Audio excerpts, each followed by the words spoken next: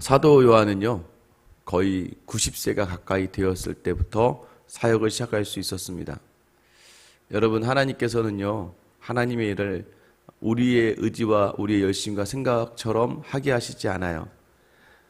사도 요한이요, 다른 제자들은 예수님이 십자가에 달리시고 죽으신 후에 부활하시고 승천하신 이후부터, 마가의 다락방에서 세례를 받고 성령 세례를 받은 이후부터, 성령 충만을 받은 다음부터, 성령 충만을 받은 이후부터, 여러분 옆에 있는 동료들이요 막 전도를 합니다. 목숨을 걸고 전도를 해요.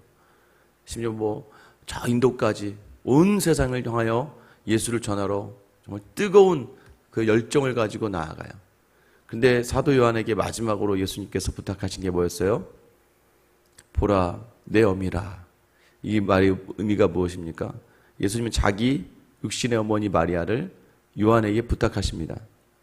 그래서 이 요한이요, 마지막 마리아의 노년을 봉양합니다. 자기 어머니처럼. 그 시간이 한참 지난 거예요. 여러분, 이게요, 그 시간을 곱씹으면서 얼마나 막 나가고 싶지 않았겠어요? 막 나가서 목숨을 걸고 막 예수님을 전하고 싶지 않았겠습니까? 다른 형제들은 전부 다 여기 가서 순교당하고 저기 가서 막 하나님 예수님을 전할 때 자기는 이 마리아를 이렇게 모시면서 얼마나 참 그 젊은 시간을 다 그렇게 보내고 나중에 노년의 삶이 되어서야 비로소 그가 요한복음을 쓰고 또 요한 1, 2, 3서를 쓰고 요한계시록을 쓰는 것이죠. 요한일서도 그 인생의 그의 말년을 이제 마리아를 다 봉양한 이후에 이제 에베소에 머물면서 썼던 서신이 바로 요한 1서입니다. 그런데 하나님께서요, 참 요한을 그렇게 사용하실 이유가 있었던 거죠.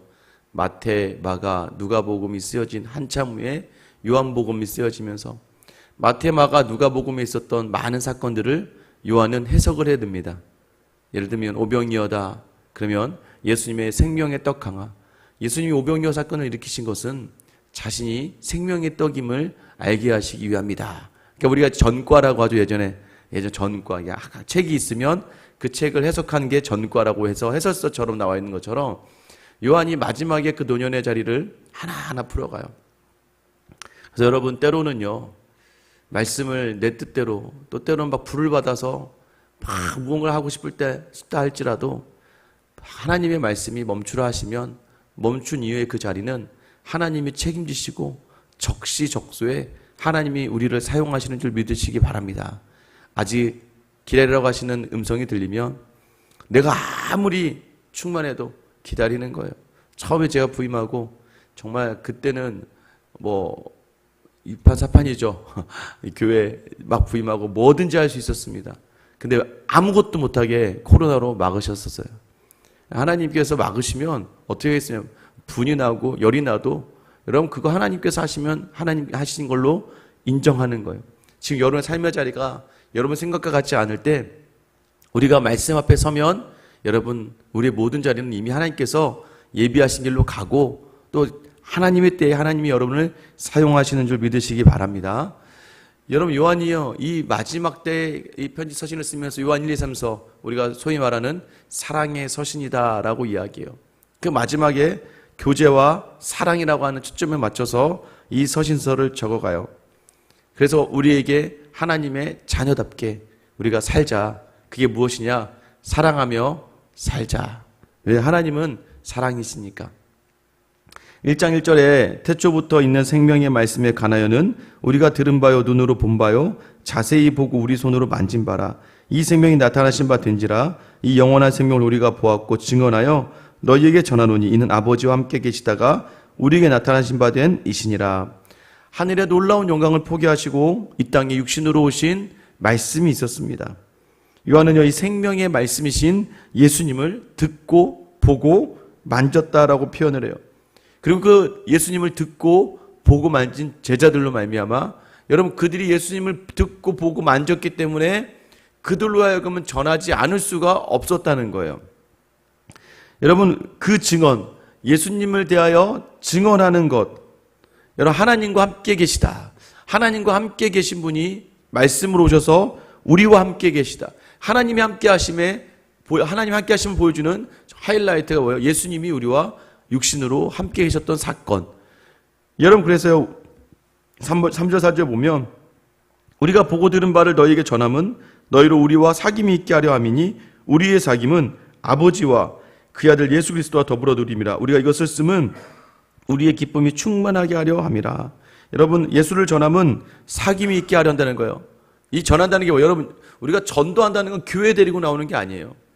우리가 전도한다는 건 뭐예요? 그 사람이 우리 아버지 되신 하나님과 우리의 주인 되신 예수 그리스도와 사귀게 하려고, 사귀다. 여러분, 어떻게 이런 표현을 사용할 수 있을까요? 여러분 어디 불당 같은 데 가보죠. 부처랑 사귀다. 부처랑 사귄다. 어디 가서 용왕이랑 사귄다.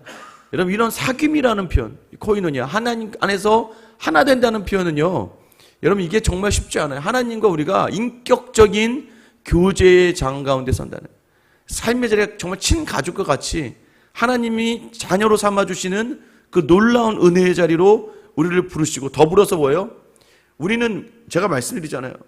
우리가 그럼 하나님의 작정, 하나님의 작정하심, 하나님의 놀라운 계획들, 세상 사람은 결코 할 수 없는 그 하나님의 일들을 보여주시는 거예요. 그게 무엇입니까?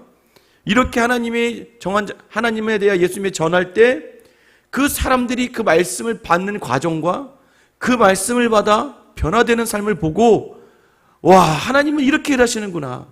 하나님 이렇게 살아계시는구나. 근데 그것을 사랑하는 나를 위하여 같이 알게 하시는 거예요. 그 비밀을 우리에게만 열어주시는, 하나님의 믿는 사람에게만 특별하게 열어주시는 놀라움이 있어요. 그래서 제가 말씀드리잖아요.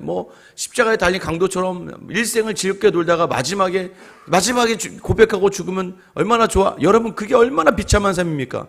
일평생 예수를 모르다가, 일평생 하나님의 비밀을 모르고, 일평생 크고 놀라우신 하나님의 행하신 일들 아무것도 모르는 채 살다가 마지막에 구원받는 게 과연 그게 정말 행복한 구원이겠습니까? 구원은 구원이겠죠. 그러나 이 땅에서 누릴 수 있는 예수 그리스도의 참맛을 누리지 못하잖아요.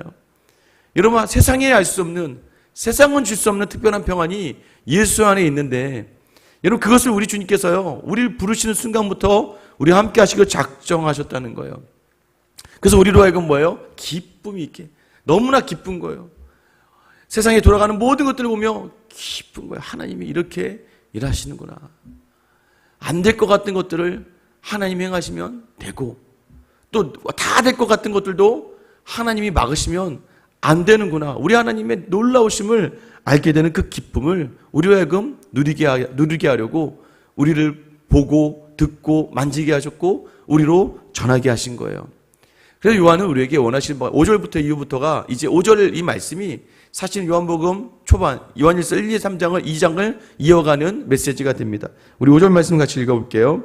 우리가 그에게서 듣고 너희에게서 전하는 소식은 이것이니 곧 하나님 빛이시라. 그에게는 어둠이 조금도 없으시다는 것이니라. 여러분, 빛이시래요. 처음에는요, 희미하게 보여요. 깜깜한 어둠 같은 우리의 삶, 우리 인생이 어두움, 죽을 수밖에 없는 삶이었다는 거예요. 그 죽을 수밖에 없는 삶, 어디로 갈지 몰라 낙심하고 넘어지고 실망하고 죽을 수밖에 없는데 저 한쪽에 빛이 밝아오는 거예요. 그 빛을 보면 그 빛을 따라가요. 그리고 그 빛에 가까울수록 그 빛이 나를 비추면 어떻게 돼요? 어둠은 다 사라지고 마는 거예요. 지금도 보세요.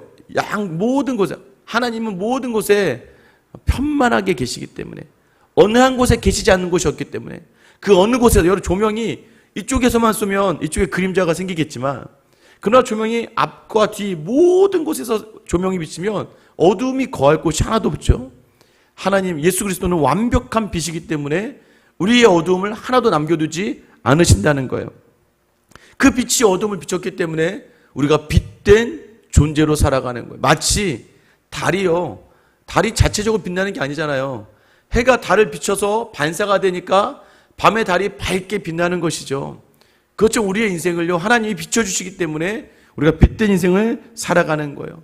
그런데 여러분 아셔야 돼요. 우리가 빛이어서 빛된 인생이 아니라는 거예요.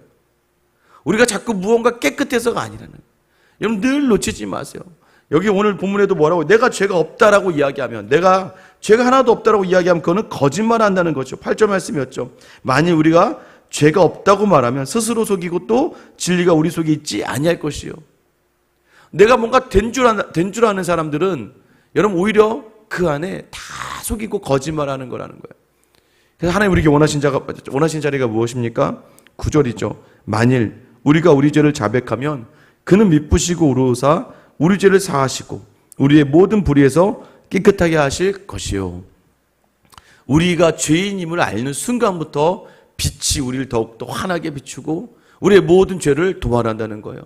영영 죽을 어둠에서 우리를 건져낸다는 거예요. 우리의 죄가 있으나 그 빛이 우리를 비추시기에 우리의 죄가 사라지고 우리가 빛된 존재가 된다는 거예요. 여러분 이게 바로 하나님이 우리를 비추시는 그리스도가 우리에게 오신 이유다. 2장 1절에 보세요. 나의 자녀들아 내가 이것을 너에게 쓰면 너희로 죄를 범하지 않게 하려 함이라. 만일 누가 죄를 범하여도 아버지 앞에서 우리에게 대언자가 있으니 곧 의로우신 예수 그리스도시라. 여러분 왜요? 죄를 범하지 않도록 일단 그 죄의 모든 자리는 우리 구주 예수 그리스도께서 대언자가 되어 주신다는 거예요. 대신 할 말이 있게 해 주신다는 거예요. 대신 여러분 그래서요 우리의 죄의 대언자. 그리고 2절에 보면 그분이 왜 우리의 대언자가 될 수 있냐면 화목 제물로 오셨다. 어두움은 무엇입니까? 하나님과의 관계가 단절된 상황. 여러분 우리가 제가 말씀드린 자유의지를 통하여 하나님을 향하여 아담과 하와가 죄를 범했습니다. 하나님을 순종하지 않았어요. 그로부터 하나님과 단절이 일어났어요. 그전에는 하나님을 찬양할 수도 있고 찬양하지 않을 수도 있었으나 우리 하나님께서 특별하게 선물 주신 게 자유의지예요. 나는 니네가 스스로 나를 찬양하길 원해. 우리를 로봇과 같이 인형과 같이 만드신 게 아니라 우리가 하나님을 인식하고 하나님을 의지하면서 모든 자리에 하나님을 찬양할 수 있는 놀라운 그런 의지라고 하는 선물을 주셨어요. 근데 우리의 의지가 죄를 향하였기 때문에 하나님 겉모습은 하나님 형상을 닮았으나 하나님을 온전히 찬양할 수 있는 기능이 다 사라져버린 거예요. 근데 그 기능을 하나님과의 단절을 예수 그리스도께서 자기 화목 우리와 하나님을 하나 되게 하시기 위하여 자기 몸을 바치신 거예요. 자기 몸을 들여 이미 값을 치루었기 때문에 우리는 이제 하나님께 언제든지 찬양할 수 있는 그 기능이 회복된 것. 이게 바로 빛이 우리에게 비춰진 것이고 그 빛을 따라 우리가 빛된 자녀로 살아가는 것이죠. 그래서 우리는요, 여러분 우리 의지를 가지면 돼요. 죄도 우리가 범할 수 있고 예전에 죄를 안 범할 수 있는 능력이 없었어요. 반대로 하나님을 찬양할 수 있는 능력이 없었단 말이에요. 근데 예수 그리스도로 말미암아 우리에게 이제 어떤 능력이 생겨요? 죄를 짓지 않을 수 있는 그 능력이 은혜에 거하고 우리의 원죄, 하나님과의 관계의 모든 죄는 이미 예수님이 끊어내신 거예요. 그 은혜를 우리에게 주셨기에 그 예수님 우리의 대언자. 이미 네 값을 내가 치렀어. 괜찮아. 자녀가 잘못을 합니다. 자녀가 잘못을 하는데 여러분 뭘 깼어요? 여러분 자녀가 막 하루 종일 그것 때문에 막 고민해요. 근데 부모가 그 값을 치러요. 더 이상 그 자녀는 그것을 가지고 고민할 필요가 없어요. 대신에 이 값을 치러주신 부모에게 감사하는 것처럼 우리의 삶이 이 치러진 값을 보며 하나님을 향하는 자리. 요한은 오늘 그걸 얘기하는 거예요. 우리에게 빛이 비춰지고 우리 안에 이제 어둠이 없으니 우리는 어떻게 해요? 5절 말씀이죠. 누구든지 그의 말씀을 지키는 자는 하나님의 사랑이 참으로 그 속에서 온전하게 되었나니 이로써 우리가 그의 안에 있는 줄 아노라. 예수 안에 있는 것을 우리가 바로 그 말씀을 지키면서 알 수 있게 되었다는 거예요. 그러면서 요한이 좀 더 나아갑니다. 화목제물 되시는 우리 주님께 6절 그의 안에 산다고 하는 자는 그가 행하시는 대로 자기도 행할지니라. 예수님이 행하신 대로 행해야죠. 왜냐하면 그의 안에 살아가니까.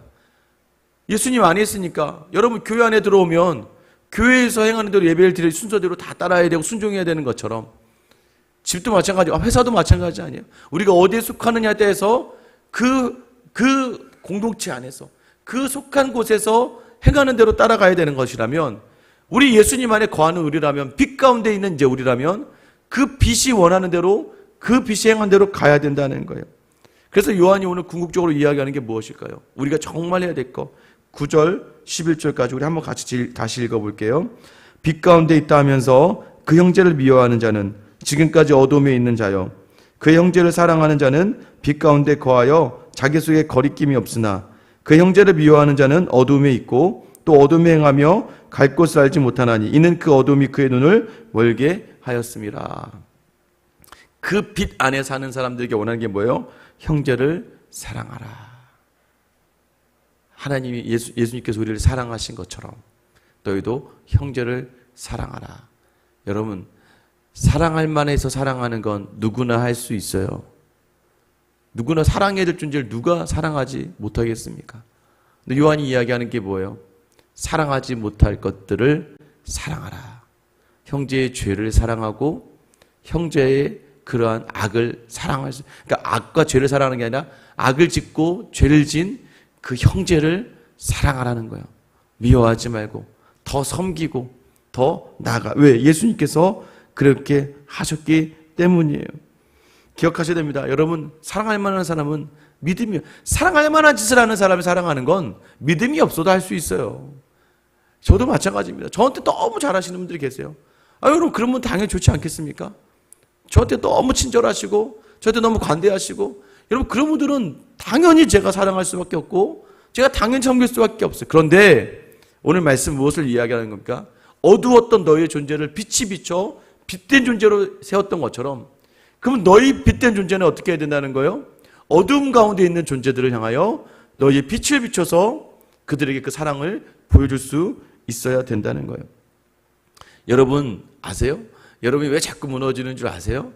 여러분이 가지고 있는 죄악된 것들을 놓지 않았기 때문이에요. 그걸 우리는 뭐라고 이야기하면 트라우마라고 이야기하고 컴플렉스라고 이야기합니다. 나도 나를 용서하지 않는, 아직도 어두움 가운데 쥐고 있는 것들, 내 인생은 다 그 사람 때문이야라고 계속 붙들고 있는 자리들, 내 지금의 어려움이 사람 때문이라고 생각하는 착각들, 거기에서 헤어나오지 못하면요, 여러분은 평생 누구를 용서할 수가 없어요. 여러분, 우리가 항상 제가 항상 말씀드리죠. 이 모든 것, 요셉이요, 평생을 형제들만 생각하며 살았다면 요셉은 아마 스트레스 받아서 암에 걸려 죽었을 겁니다. 아니면 화병 걸려 죽었을 거예요. 그런데 요셉은 이 모든 상황을 자기를 판 형제들, 또 자기를 모함하였던 보디발의 아내에 집중하지 않았어요. 자기의 모든 인생의 주인 되시는 하나님께 집중했어요. 하나님 앞에서 하나님이 몰아내셨으면 억울하신데 그렇게 생각하지 않았어요. 하나님이 자기를 이 집에 종으로 보내셨다? 너무 억울하지 않겠습니까? 그런데 그는 보디발의 아내에게 뭐라고 이야기합니까? 내가 어떻게 하나님 앞에서 죄를 범하겠습니까? 그의 아내는 하나님을 향한 사랑으로 말미암아 죄의 사슬을 끊어내고 하나님께 찬양하려는 삶만 가득했어요. 어제 저도 참 이제 잠자기 전에 잠깐 TV를 봤는데요. 뭐가 있냐면 저희 축구 경기를 한 거예요. 아이들 17살 아이들 아시안컵 축구 경기를 하더라고요. 일본하고 하는데 누가 봐도 심판이 막 편파 판정을 하는 거예요. 제가 봐도 막 화가 나더라고요. 막 제가 감독이었으면 다 철수해, 경기 안 뛰어, 막 이렇게 할 정도로 억울하게 이제 좀 지는 것 같았어요. 그런데 제가 딱 보면서 놀랐던 게 뭔지 아세요, 여러분?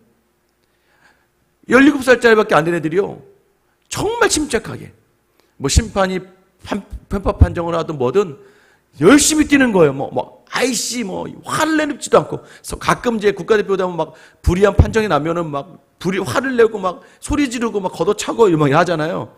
근데 감독만 좀 그러는 것 같은데 이 아이들이 끝까지 열심히 뛰는 거예요. 제가 처음으로 보통 일본에게 3대 0쯤 우리 열받잖아요. 좀 잘 뛰지, 이거 누가 저렇게 막 해서 하는데, 어제 제가 보면서 어떤 느낌이 들었냐면, 야, 진짜 열심히 뛰었다. 니네 정말 잘했다. 불의한 것들을 바라보며 거기에 집중하는 것이 아니라 지금 내가 해야 될 것들에 집중해서 내 자리를, 우리의 주신 자리, 사명의 자리로 여기며 그 자리에서 최선과 순종을 살아가는, 제가 누누이 말씀해요. 충성은요, 하기 싫은 것을 내게 주었다 할지라도 그 존재를 내가 인정하고 존경하며 경외하며 그 자리를 감사로 받아서 최선을 다해 살아가는 게 바로 온전한 충성이에요. 우리에게 충성을 원하시는 하나님께서 여러분 어떻게 하기 원해요? 사랑으로 우리를 감싸주시고 우리를 불러주셨기 때문에 여러분, 우리는 늘 사랑해야 돼요. 쉽지 않아요. 쉽지 않으면 더 기도하셔야 돼요. 목사를 있다 보면 다 제게 편한 건 아니겠죠. 다 제게 편하겠습니까? 사람이 다 다른데, 그리고 또 그분에게 제가 또 편하겠습니까? 우리 교회 성도가 이렇게 있다고 해서 다 저를 완전하게 좋아하실 수 있진 않죠. 그리고 어느 부분에선 껄끄럽고 부담될 수도 있죠. 그럼 저도 그러겠죠. 근데 여러분, 그럼에도 불구하고 어떻게 해야 된다고요? 여러분, 한 영혼의 눈으로 바라볼 수 있어야 돼요. 저분을 내게 맡겨주신 거예요. 어떻게 하라고요? 사랑하라고. 제가 어제도 이제 결혼을 준비하는 우리 교회 청년 2명을 앉혀놓고 제가 처음으로 얘기한 게 뭐였어요? 결혼은 자꾸 누리는 게 아니야. 얘들아, 결혼은 사랑하는 거야. 섬기는 거야. 섬기기 위해 결혼하는 거야. 처음으로 주시는 가정이라는 교회는 섬김으로 시작하는 거야. 그러면 여러분, 우리가 속한 공동체의 교회는 어때요?